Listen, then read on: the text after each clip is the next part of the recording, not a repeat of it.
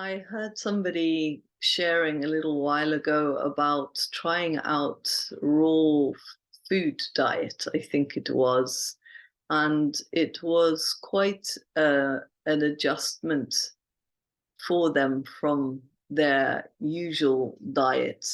Um, and they they had a journey, and then after 7 days gave their verdict. You know the format. And they said yes, it was very interesting trying these fresh foods. It had its benefits, and well, that was interesting, and I can feel my energy was different. But actually, it's quite difficult to maintain and pretty extreme. So I think that's enough. And then there was a whole lot of other judgments about eating the raw food and etc. etc. And it struck me that it needed to be framed within that this person was exploring quite an altered diet for themselves for 7 days. So jumping from quite refined food into, for them, a very extreme diet, and then passing judgments on raw food, on fruit, on veg, um, from a place of authority, like I've worked it out and this is the way forward. And now I know 7 days, 7 days, 7 days. I think I heard this little clip, or listened to this little clip a few years ago, and I've never forgotten it, because my dietary changes, I know I've been experimenting for actively, certainly more than 20 years, um, to heal food trauma, unhealthy eating habits. I come from a ancestry of really disordered eating, as most of us do, in all manner of different ways. And on top of my familial eating troubles, of course, there's societal, and then I added my own salt and pepper to that. I added my own seasoning to that, and my own challenges. Really, how I understand it these days, and is that it's never not worth turning around to face your eating habits and giving yourself time to develop a more healing relationship with food, because this gives you a healing relationship with yourself. It's a mirror back to self, and also a mirror as to how you handle yourself in the world, because food is obviously something that you bring in, the physical food, in from outside to satisfy a hunger. And so not the 7 day I've got to get this right, or passing judgments in relation to how other people experience raw or cooked.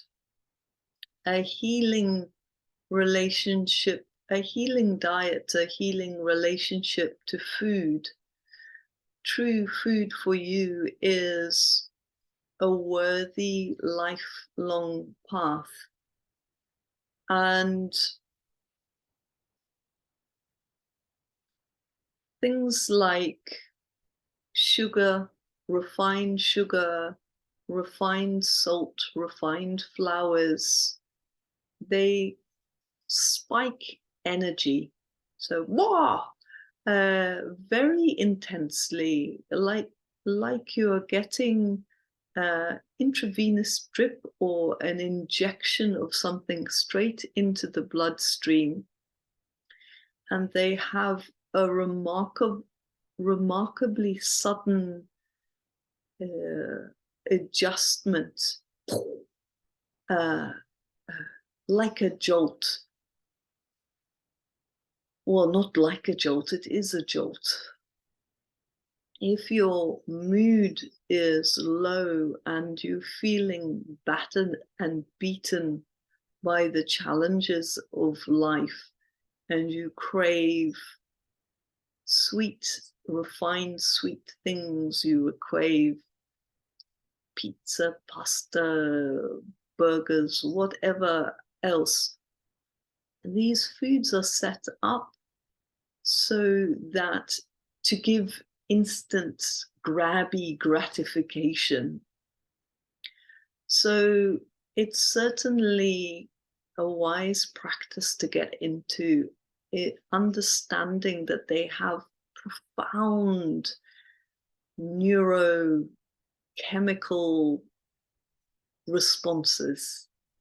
This is in other words, they have an instantaneous effect on your brain, your mood, your emotions, which makes them very highly addictive.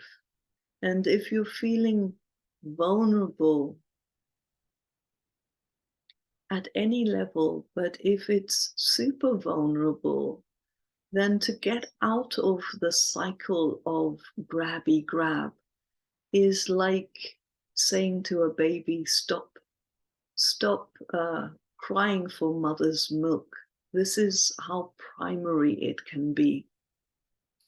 So not to then use that as an excuse for staying in the cycle, but just to understand that going on a guilt or shame trip because you're sneakily eating your crisps or whatever little self-soothing habits that you have, to go on a blame and shame and beating your self up cycle on top of that is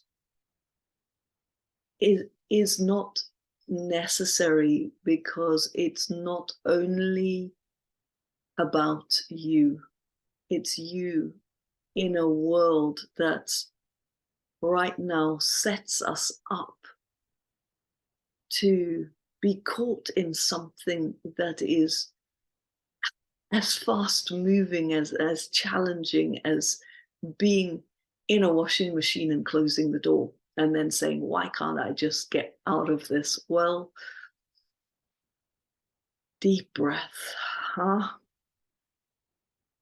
Some deep, loving, deep breaths, and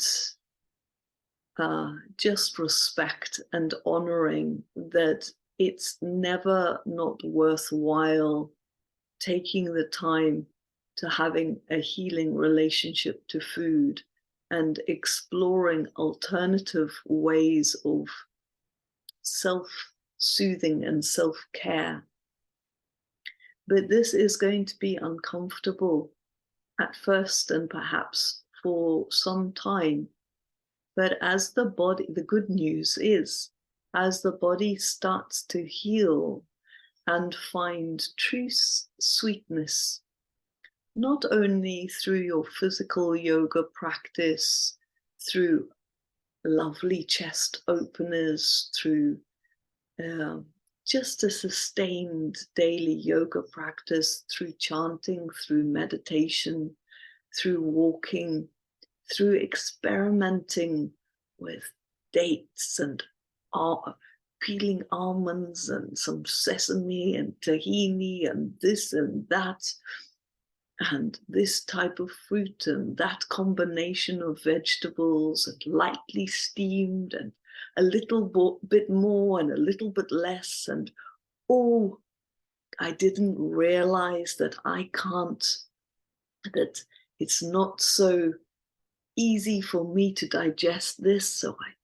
take that out and add this in, and oh, I'm too hungry, and my moods are, that was too fast an adjustment. So you refine, and then you relapse, and then you collapse, and then you get back on the wagon, and you keep going with the practice. Poco poco, little by little by little, you find your way into a healing relationship to yourself, and your energy starts rebalancing.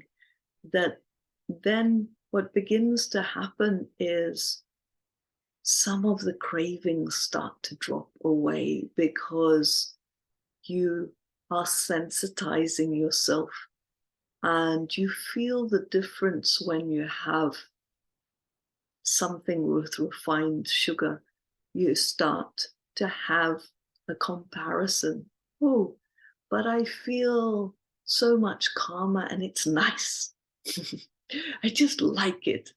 And I feel so much cleaner inside. Do I really want to eat that yuck? So it takes some time. It starts to fall away and change, and it's different for each one of us, because our backgrounds are a bit different. And then there's struggle along the way, but your whole self starts to experience the changes, the difference, and it starts to ask for consciously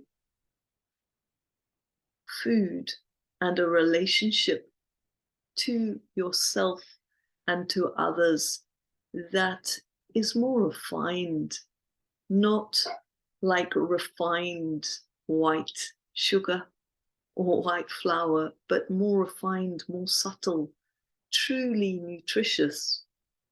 Because when you start to experience relationships with everything that are multidimensional and truly uplifting, then why would you reach for plastic? Why would you reach for something that actually doesn't fulfill you? The fallacy is that living a healthy lifestyle, living and eating healthy food is actually yuck. It's not really tasty. But that comes from people that are eating refined food, and a refined lifestyle. If you take the time and never ever give up on giving yourself that which really clicks with your soul, speaks to your soul, speaks to and from your soul, then all of the other food in plastic, food in bags, deep fried stuff, it starts to lose its enticement. Sat Nam, Sat Nam, Sat Nam.